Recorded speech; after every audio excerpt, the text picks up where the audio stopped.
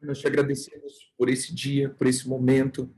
Te agradecemos, meu Pai, por toda a bondade, misericórdia, graça, unção, plenitude daquilo que o Senhor tem nos dado. Pedimos que o Senhor nos leve a níveis mais profundos no Senhor. Que o Senhor nos abençoe de uma maneira especial. E que o Senhor nos faça, meu Pai, entender que a tua palavra precisa ser uma palavra ativada em nós. Porque senão, meu Pai, mesmo sendo uma palavra de vida, não causará vida em nós.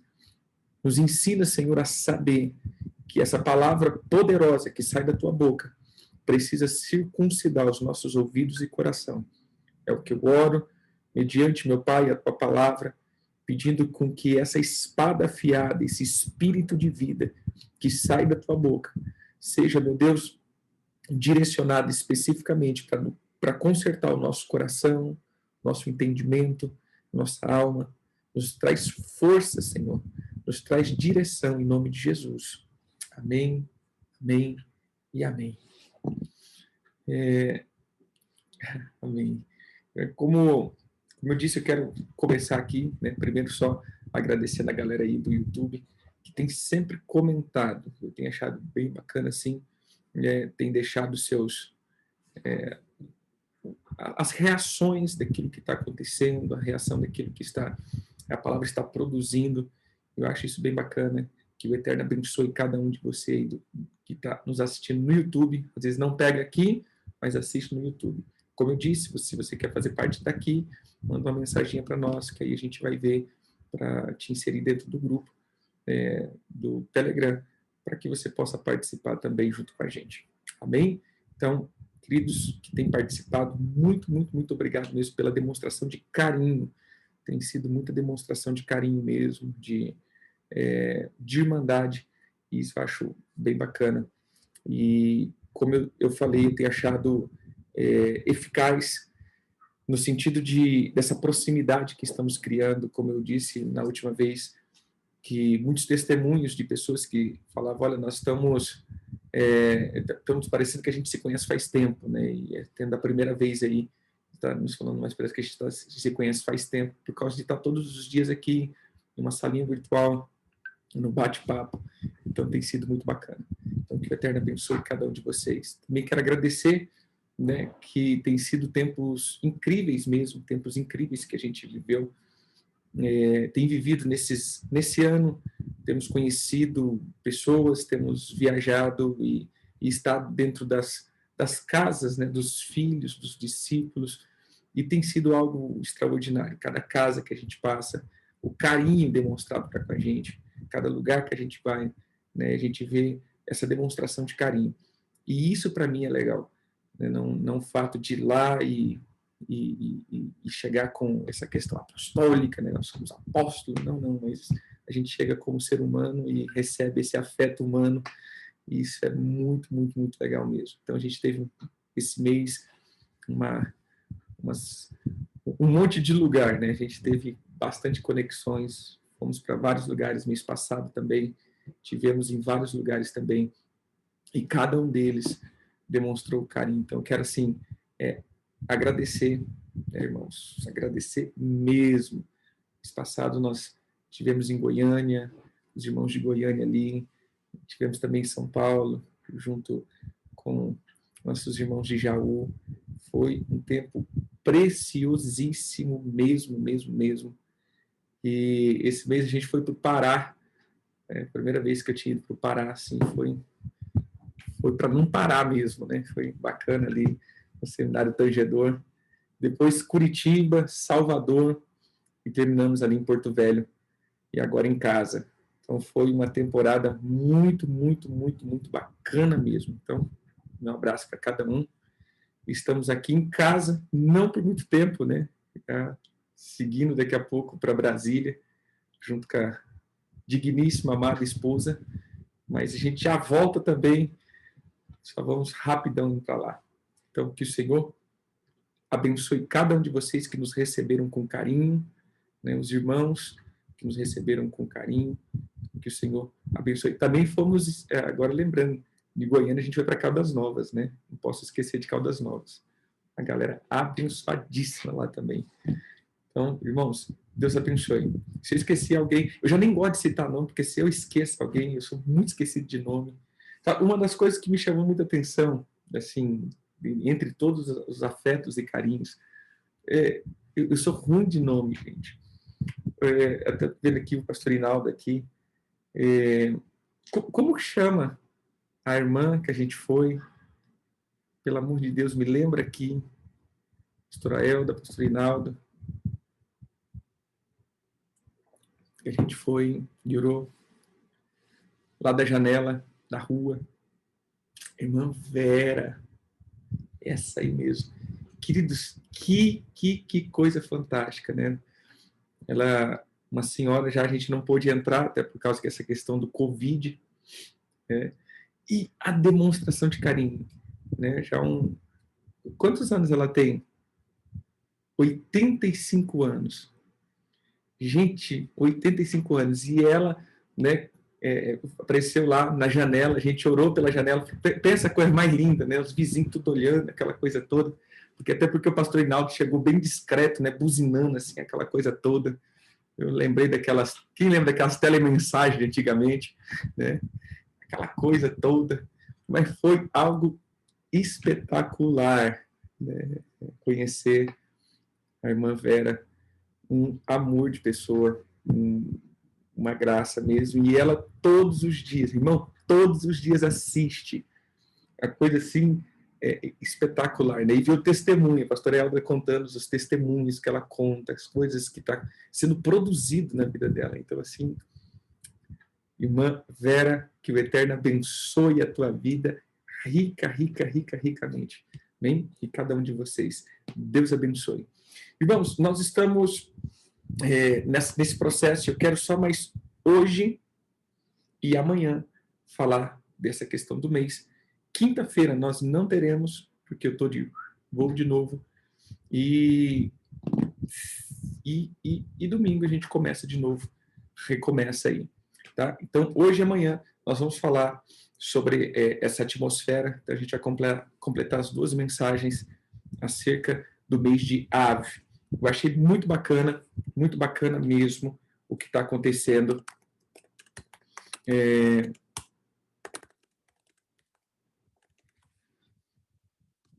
Só colocar aqui. Aquilo que está sendo gerado. E eu só quero dar continuidade naquilo que nós estávamos falando, amém? Na percepção. Essa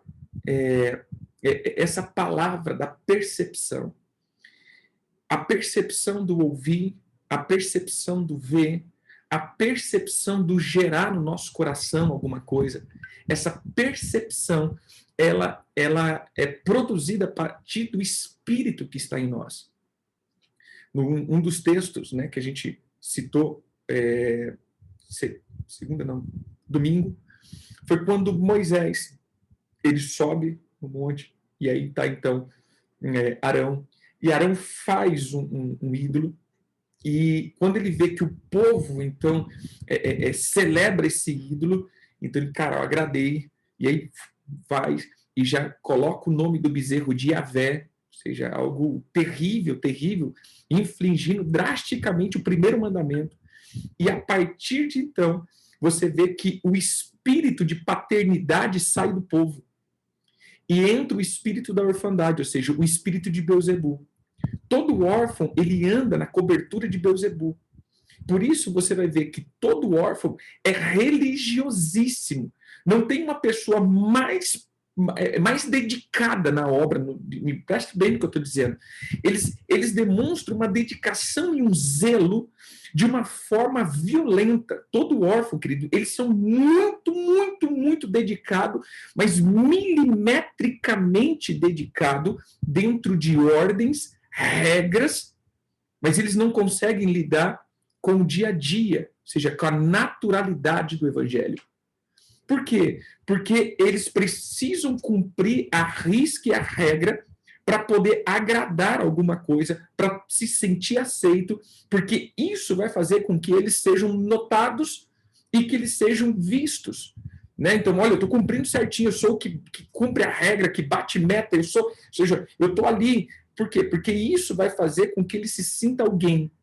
E aí toda forma de repreensão, de desaprovação, isso machuca violentamente a vida de um órfão. Porque ele está numa busca tão constante de ser aceito, e ele faz as coisas tão certinha, que ele esquece que, na verdade, não é as coisas certinhas que eu faço, mas é o meu nível de obediência. A gente vai ver, por exemplo, Saul. Se você olhar para Saul, queridos, Saul foi um rei legal, mas ele foi um rei legal que preferia sempre ter a aprovação do povo e não de Deus. Então ele fazia as coisas certinha, mas eles faziam a coisa certinha perante os homens e não perante Deus. Quantas vezes eu vejo isso? Coisas que são feitas certinhas. Aí você vai olhar e fala assim, cara, humanamente não tem como corrigir essa pessoa. Por quê? Porque faz tudo certinho. Porém, você vê que espiritualmente a pessoa está totalmente errada, equivocada nas suas motivações, equivocada nos seus desejos, equivocada nas suas intenções, equivocada no seu andar, está totalmente equivocado, mas humanamente está cumprindo todas as regras, todos os sentidos, todos os estudos, todas as coisas. Então, assim, tá aquela coisa assim, milimetricamente, eu oro, eu jejuo, eu leio a Bíblia, eu faço isso, mas no fundo, não obedece nada, mas eu faço tudo certinho. Mas a obediência e a gratidão de um coração sempre está sendo podado. Então, o reconhecimento. O órfão, ele está sempre andando em busca do reconhecimento. Ninguém notou o que eu estou fazendo. Ninguém viu o que eu fiz.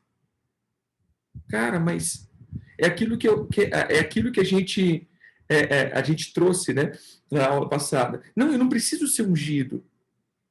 Mas se não te unge, pô, mas ninguém notou o que eu estou fazendo. Eu estou aqui servindo mais tempo do que o fulano e ninguém fez isso para mim. Então, são más concepções que as pessoas têm de si mesmo. E aqui eu vou entrar, por exemplo, em um texto.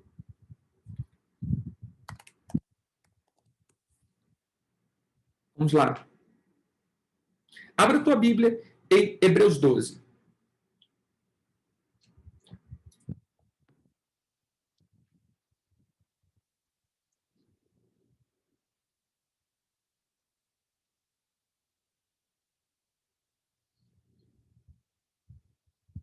Que ele diz assim, e estáis esquecido da exortação que, como a filhos, discorre convosco.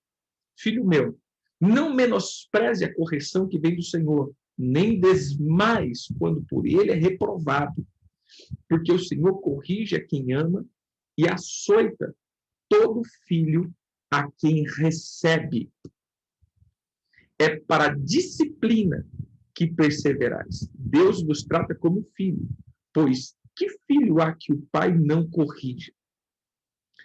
Nós vamos ver dois pontos aqui distintos. A percepção de que, pô, eu estou fazendo tudo sozinho, por que Deus está me repreendendo? Eu estou fazendo tudo sozinho? Não, perdão, eu estou fazendo tudo certinho. Por que Deus está me repreendendo? Eu não entendo isso. Então eu vou ver como perseguição. Então eu não vou ver Deus me corrigindo, eu vou ver alguém me perseguindo.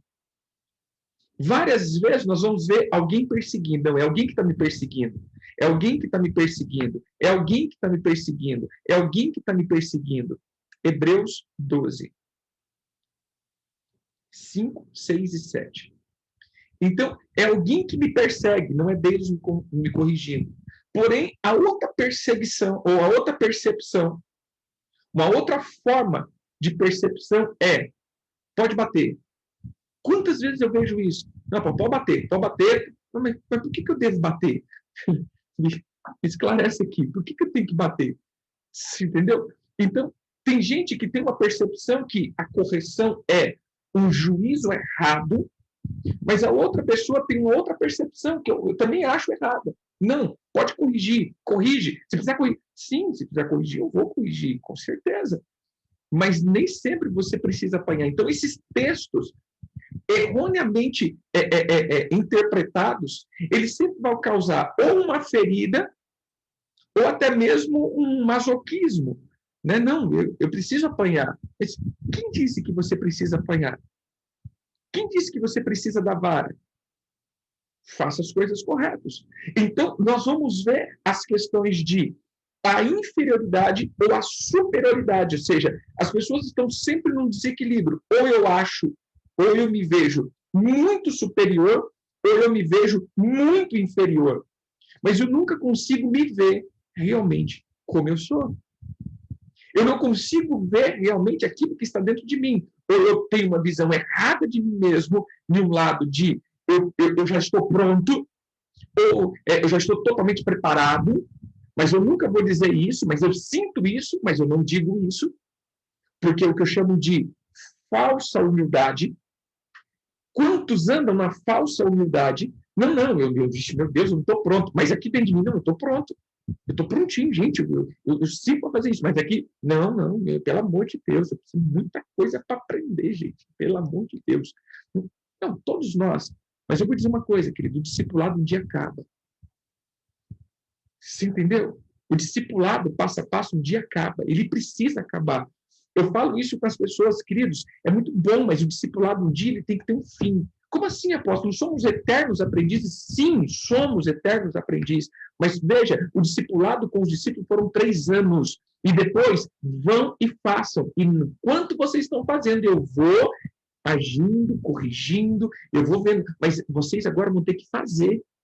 Jesus diz isso. Vocês acham que os discípulos estavam prontinhos para fazer o que precisavam fazer? Quantos erros você vai ver na Bíblia que os apóstolos cometeram? Quantos equívocos eles cometeram? Por exemplo, o apóstolo Paulo, o apóstolo Pedro.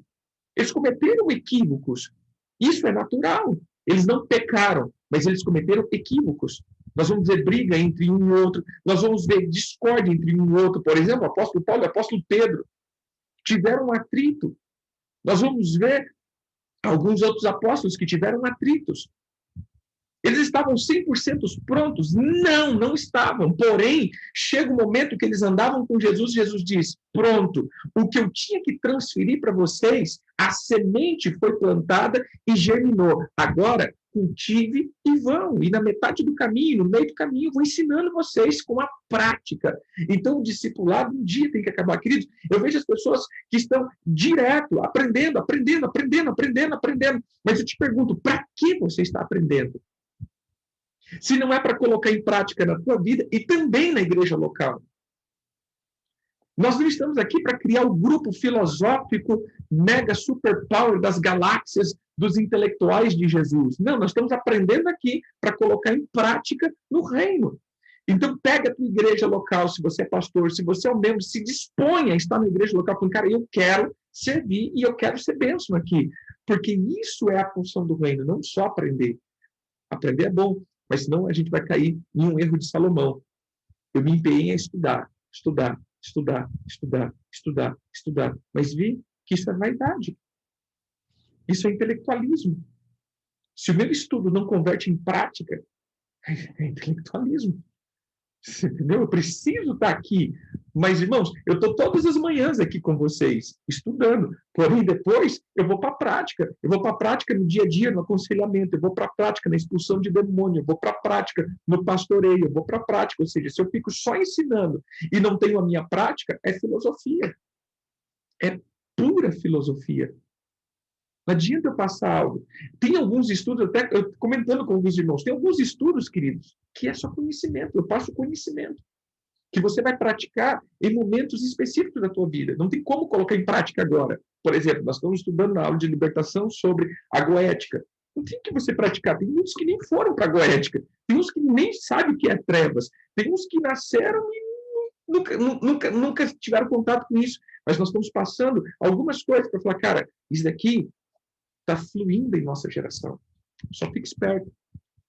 Só tem esse conhecimento. Só isso. Não tem como colocar em prática. Você entendeu? O que nós precisamos é ter uma visão correta de nós mesmos. Porém, já falamos sobre a tribo, Simeão, ouvir. Ouvir quem? Ouvir o pai. A disposição que nós temos de ouvir o pai. E entender que o pai, ele tem uma espada que corrige, que exorta, também que consola. Então, queridos, não queira só apanhar. ou não queira nunca apanhar. Não seja perfeccionista, porque o perfeccionismo te tira de tudo aquilo que Deus tem.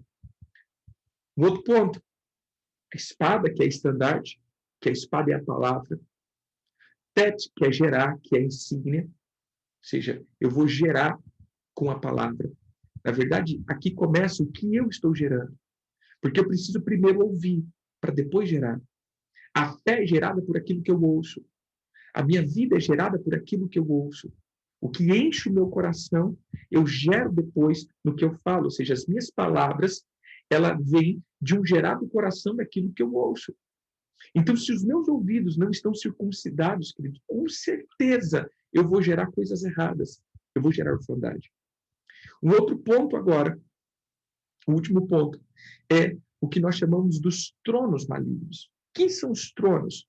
São espíritos cósmicos que atuam de tempo em tempo, fazendo com que a humanidade seja, a gente chama de chipado, eles sejam totalmente conectados para algo que está acontecendo, para que ciclos se repitam e a humanidade siga distraída, sem ver o propósito dela. Ou seja, você está sendo levado muitas vezes pela maré, sabe? Você está sendo levado pela onda. Ou seja, um vento que sopra e muitos estão sendo levados por esse vento. A gente vai ver o vento cultural, o vento doutrinário, o vento da promiscuidade, o vento dessa geração. Ou seja, o vento está indo, simplesmente está indo. E quem é o trono? É o que nós chamamos de signo dos zodíacos. Está lá em Jó, capítulo 38, versículo 32.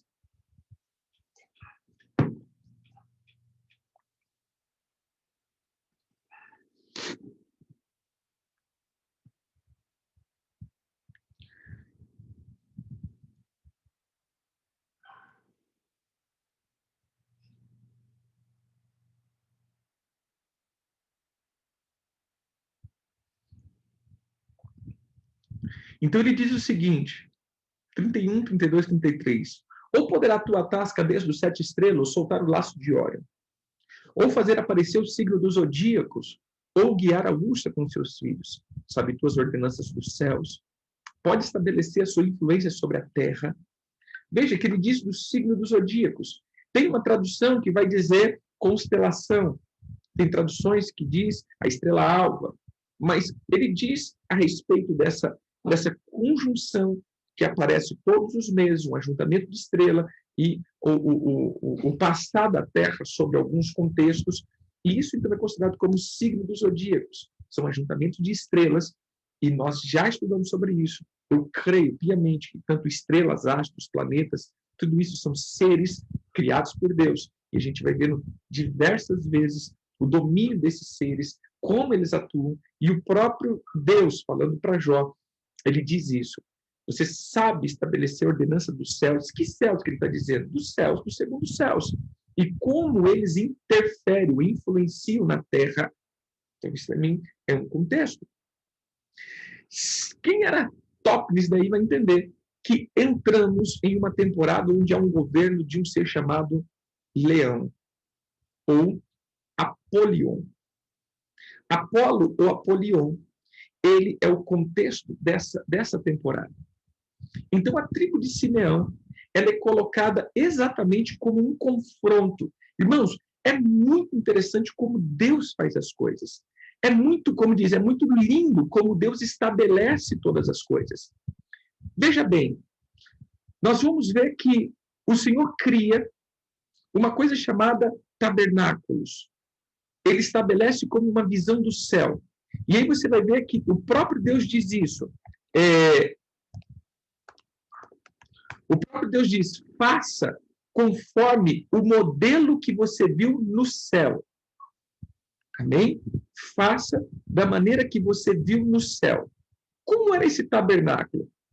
O tabernáculo, ele tinha uma figura. O tabernáculo, ele tinha um contexto. Eu coloco isso dentro de um contexto de, se nós olharmos por um ponto de vista por dentro do tabernáculo, nós vamos ver, então, a vida de um discípulo. O átrio, o lugar santo, o Santo dos Santos. Então você vai ver a vida de um discípulo colocada dentro do tabernáculo. Mas quando nós colocamos o tabernáculo do lado de fora dele, nós vamos ver o ciclo anual, ou seja, o ciclo de tempo e como nós andamos dentro desse tempo. O Senhor então cria, né, o tabernáculo, e dentro desse tabernáculo nós vamos ver toda a questão das tribos muito bem organizadinha. Isso está em Números 2. E o Senhor organiza. Então você vai ver Moisés, ou seja, depois vai ver os filhos de Moisés em volta do tabernáculo. E aqui ele colocou meio que centralizado esse desenho. Mas, na verdade, nós vamos ver Judá aqui, Issacar e Zebulon, Rúben, Gade e Simeão, Efraim, Manassés e Benjamim, né, ele colocou invertido aqui, Dan, Asser, Naftali. Aqui está meio que bagunçadinho. Ele quis colocar a centralidade de quem governava, por isso ele colocou no centro. Mas a ordem está lá em Números 2, Números 2, versículo 3 em diante. Você vai ver a ordem de marcha que Deus fala. Irmãos, veja bem aqui. Olha que interessante. O Senhor cria um tabernáculo, que é o centro onde a glória dele estava, e dentro desse centro, o Senhor esquematiza retangularmente,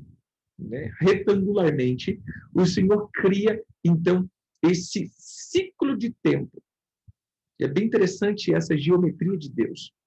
Pois bem, depois, você vai ver, então, que parece que, como que eu posso dizer aqui, meio que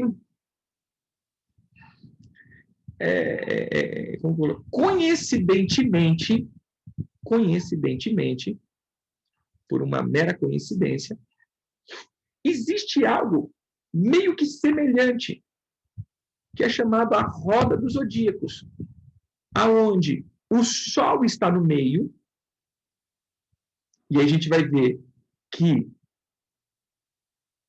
deixa eu ajeitar aqui, deixa eu só... que vocês entendam.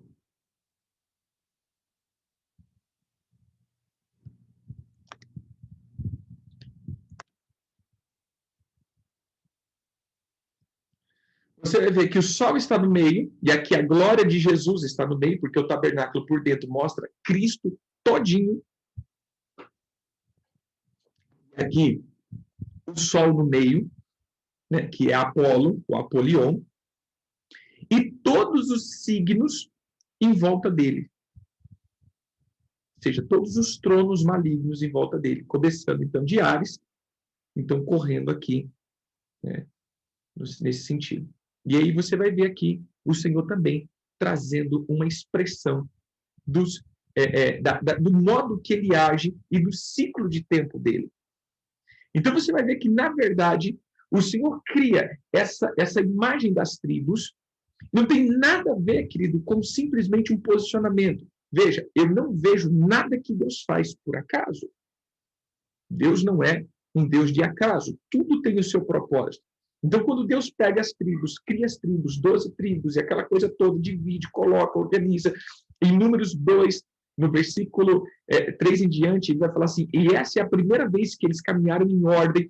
Então, veja, querido, para que toda essa como diz, esses pontos, né? Para que todos esses pontos que o Senhor colocou de uma forma tão extraordinária mesmo? Por que o Senhor coloca todos esses pontos de uma forma... O som tá bom? Tá tranquilo o som aí? Tá bom?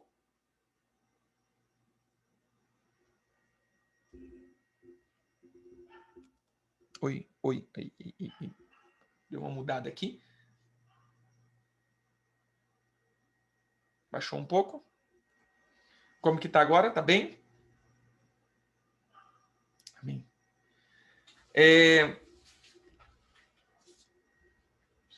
Quando nós olhamos aqui esse ponto de conexão, você vai ver que o Senhor estava estabelecendo um modo de como sair dessas influências.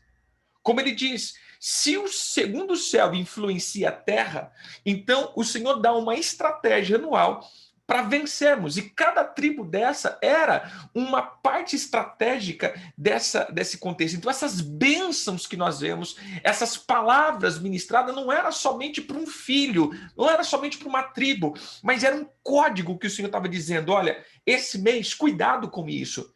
Use essa arma, use isso daqui. Mas apóstolo, fica meio coisado, mas onde entra Jesus nesse negócio? Querido, não tem nada a ver com salvação. Nós estamos vendo o reino. Amém? E Jesus nos ensina através disso, através do reino. Nós vamos ver 12 apóstolos também, que caminhavam com o Senhor. Ou seja, é muito interessante toda essa figura. Isso também não pode virar uma paranoia, não pode virar também um esoterismo gospel, também não pode virar, né, a cartomancia gospel, que muitas vezes as pessoas levam para isso. Meu Deus, vamos lá, o que vai acontecer comigo? Vamos abrir, né, a Santa Bíblia. Não, querido, não é isso. Mas o que nós estamos aqui é simplesmente dando ferramentas, e essas ferramentas para que você guarde o teu coração e blinde o teu coração. Não faça disso uma paranoia gospel e nem uma parafernália gospel, mas faça disso de entendimentos proféticos. E quando algo brotar no teu coração, você fala, cara, eu sei o que está acontecendo. É isso daqui. Por exemplo, esse é o mês onde muita revolta contra os pais começam.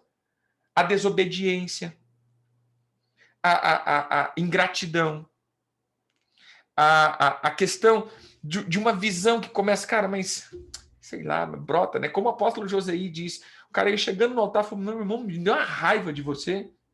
Me deu uma raiva. Não sei de onde, surgiu uma raiva. Mas por quê? Porque estava mudando as coisas. E aqueles que ainda têm uma alma, que estão chipados em algumas coisas, vão cair nessa influência. Então, pois bem, quem é Apolo? Apolo, ele é conhecido como uma entidade do abismo, ou Apolion, o destruidor. Mas Apolo também é conhecido como o pai dos Olimpos, ou os deuses dos Olimpos. Sabe o que eu achei interessante? Começou as Olimpíadas. Tinha começado, mas a abertura da Olimpíadas foi exatamente do dia, acho que 22, do 21 para o 22. Foi isso? Alguém me esclarece aí. Foi depois da virada do trono. Eu até comentava, a gente comentava com o pastor Inaldo, estava lá, e o pastor Eldo, falei, cara, olha que interessante, a Olimpíada já tinha começado, os jogos já tinham começado, mas a abertura oficial foi depois que entrou o trono de Apolo. Entrou o trono de Apolo, fez a abertura. Por quê, querido? Que coincidência é essa? Não é coincidência, porque a Olimpíadas, na verdade, é nada mais, nada menos do que uma dedicação e nada mais, nada menos uma homenagem aos deuses do Olimpo. Ai, apóstolo, então eu não posso assistir Olimpíadas, meu Deus, que eu vou estar ali honrando e cultuando. Não tem nada a ver, irmão. Não entra na paranoia, não. Mas eu estou dizendo que há uma dedicação. Há uma dedicação dentro disso. E aí, o que é as Olimpíadas? É, então, a característica de que os filhos de Apolo entravam em diversas competições para mostrar as suas resistências, mas também as suas competitividades.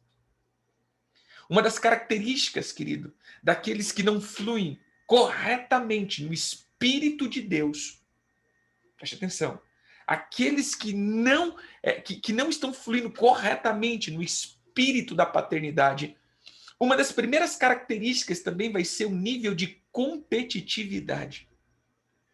As pessoas irão andar sempre em modos competitivos e eles querem sempre estar mais próximo daquele que é considerado, então, o alvo de quem ele quer ser aceito. Então ele precisa estar mais próximo, ele precisa estar mais perto, ele precisa estar sempre mais junto, porque isso vai fazer com que esse espírito de competitividade, ele vai sempre sendo aprimorado, e ele sempre quer estar na frente, sempre quer ser o primeiro, ele sempre quer estar ali, mas não para ter o seu trabalho cumprido, mas para ter o seu trabalho reconhecido. Então por isso vem as medalhas. Né? Olha, eu estou aqui te colocando, né, a medalha de que você venceu os teus adversários. Você aqui conseguiu vencer os teus adversários. Veja, querido, como começou esse estudo. Lia dizendo, o Senhor escutou que eu era rejeitada e me coroou, e me medalhou, e me certificou. Ele o viu. Então, quando você vai ver todo o estado de Lia, você vai ver Lia nessa competição infernal contra a sua irmã. Tem um dos filhos que ele diz isso. O Senhor viu e por isso ele me deu o filho. Ou seja, eu venci. Logrou lutar contra minha irmã e eu venci. Se não falha a memória, isso é até Gade. Né? Acho que é Gade que ela diz isso. Eu lutei contra minha irmã e eu venci. Então, a gente vai ver sempre essa luta. A gente vai ver sempre essa guerra. A gente vai ver sempre essa batalha. O órfão, ele está sempre querendo se sobressair. Mas não é para ter excelência no que faz, mas é para ter reconhecimento daqueles que ele considera o alvo do reconhecimento.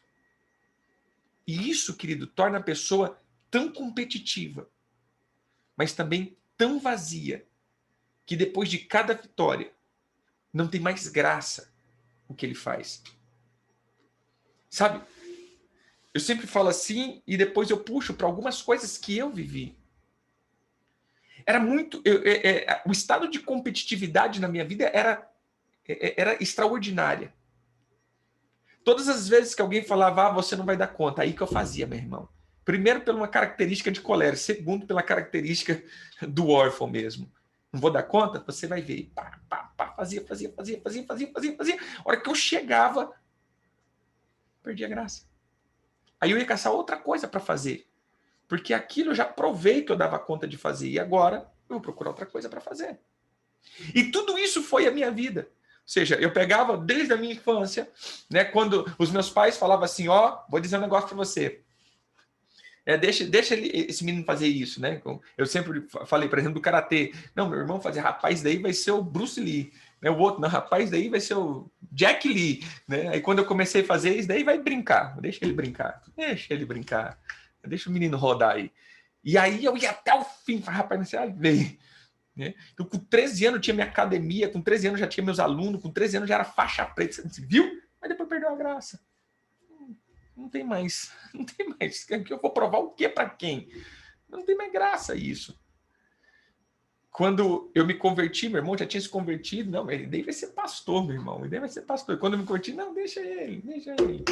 Aí pronto, fui pastor. Fui.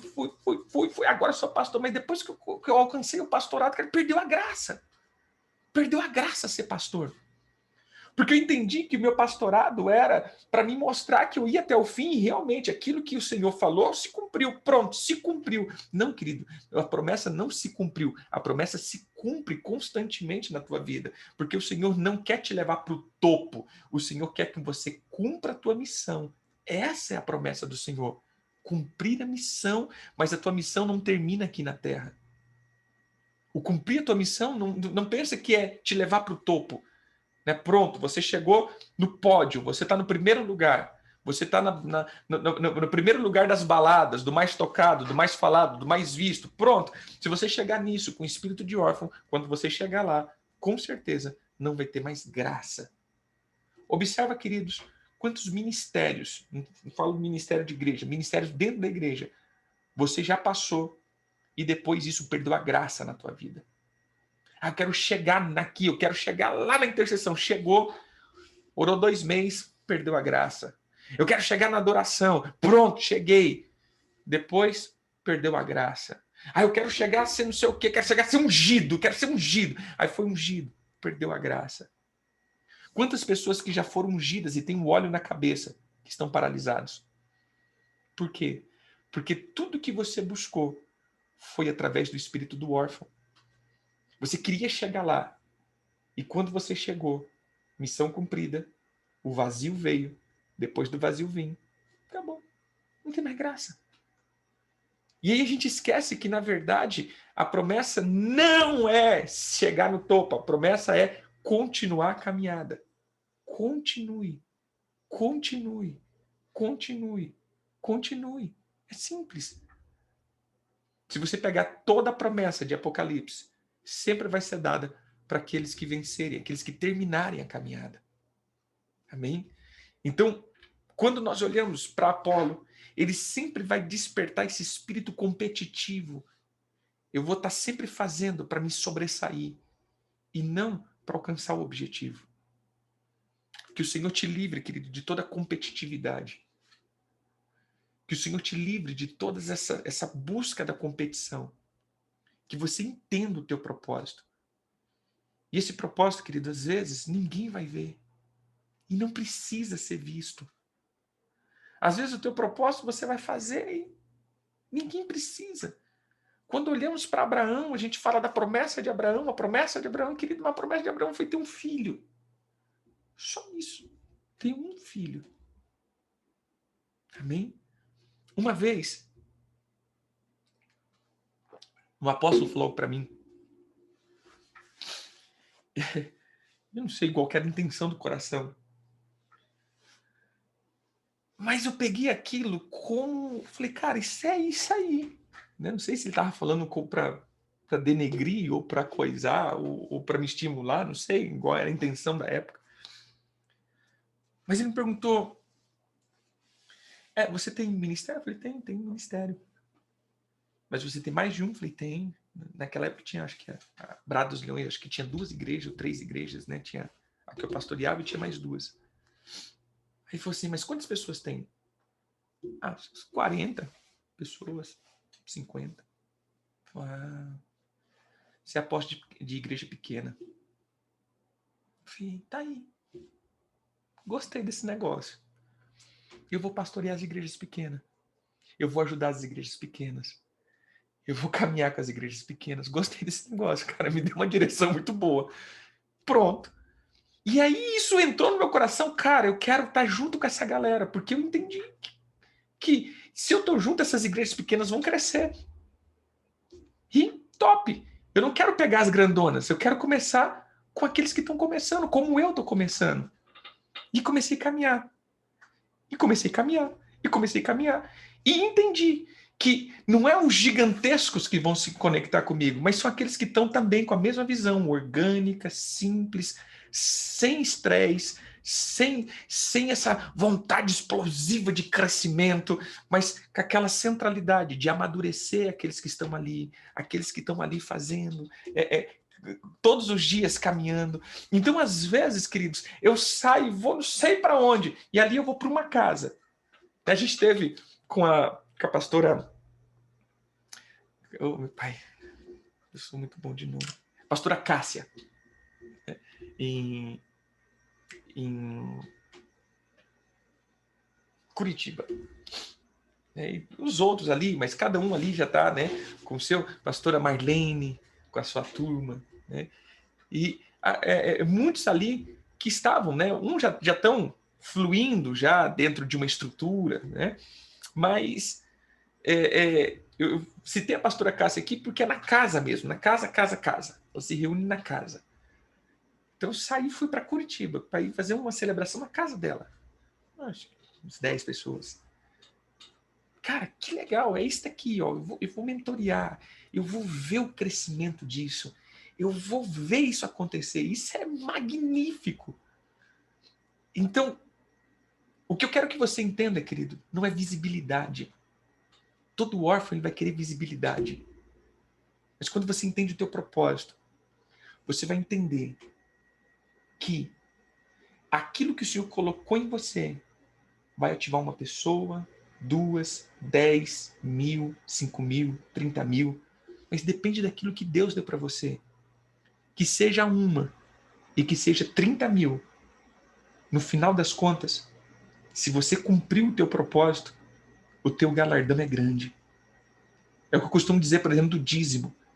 Se você tem que dar o dízimo de R$ 10 ou de R$ 10.000, e se você entrega o dízimo de R$ 10, quando o teu dízimo é R$ 10, e se você deveria entregar 10.000 e entregou 9.900, quem entregou R$ 10 fez mais do que você. Porque ele cumpriu na risca a obediência. Não é valor, é a obediência. Então o que eu quero que você entenda não é o tamanho do teu ministério, não é o tamanho do que você vai chegar, mas sim como você vai cumprir o teu chamado. Não é visibilidade, mas sim é a integridade de cumprir aquilo que o Senhor te deu para fazer. Amém? Cumpra. Se você tem certeza daquilo que Deus fez, se você está ouvindo a voz correta, se você não está ouvindo a voz do egoísmo, se você não está ouvindo a voz da destruição, se você não está ouvindo a voz do orgulho, se você não está ouvindo a voz da rejeição, a voz do Avon, se você está ouvindo a voz do Pai, cumpra. Abraão, ele demorou 25 anos para cumprir a promessa dele, de gerar um filho. Comece. Esse é o ano do ministério. Lembra que nós começamos dizendo isso. Esse é o ano do ministério. E já estamos no 5º mês. 5º mês, queridos. Como está o teu ministério? Como está teu ministério? Tudo que você está aprendendo, você está colocando em prática em que sentido? Você está conseguindo ajudar pessoas, seja uma, seja 1 milhão. Nunca comece, querido, queira começar grande, como a gente brinca, né? Quem começa grande é monstro. Né? Monstro que cresce, que já nasce grande, né? É monstro. Comece pequeno, com a motivação certa. Comece pequeno, com a motivação correta. Comece pequeno. Às vezes você está aprendendo, o Senhor vai te colocar dentro da tua igreja local para você discipular 2 pessoas. Faça isso como fosse 1.000 pessoas. Faça com intensidade. Faça essas pessoas entenderem o reino. E quando elas começarem a entender e crescer, pronto, você cumpriu o teu chamado. E o testemunho dessas pessoas vão fazendo com que aquilo que você está ensinando seja frutífero. Então, não deixe Apolo roubar o teu coração para você ser competitivo. Tire a competitividade. Porque toda competitividade começa com uma coisa: a contemplação dos outros e a comparação. Quando nós falamos estamos bom ou ruim, qual é o nível de medida que você usa? Normalmente vai ser a vida dos outros. Eu sempre brinco, né? Às vezes eu começo a conversar com algumas pessoas e começo, apóstolo, eu tô paralisado. Aí já logo vem, tá? Paralisado por quê? Você vai ver que ele se acha paralisado porque ele ouve tantas pessoas que estão tendo visão, sonho, revelação, coisação, negociação, é tanta coisa que fala assim, cara, eu acho que nem crente eu sou. Porque é tanta coisa que eu vejo essa galera vendo, sentindo, experiência, que eu vi o anjo, eu vi o céu, eu vi não sei das quantas, e piripipi, porapopó, aquela coisa toda. Aí você fala, rapaz, acho que nem crente eu sou, né? Então eu tô paralisada, apóstolo, eu queria ir mais além. Não, pare com isso. Uma vez, quando eu cheguei, uma pessoa falou assim, apóstolo, e aí, como que é? Como que é ir para essa dimensão? Aí você fica olhando assim, né? Como que... Parece que a gente vive como Star Wars, sei lá, aquela coisa toda. Agora, irmão, foi para a dimensão, tô nas galáxias aqui. Não, meu irmão, é raro eu ter uma visão. Não tem.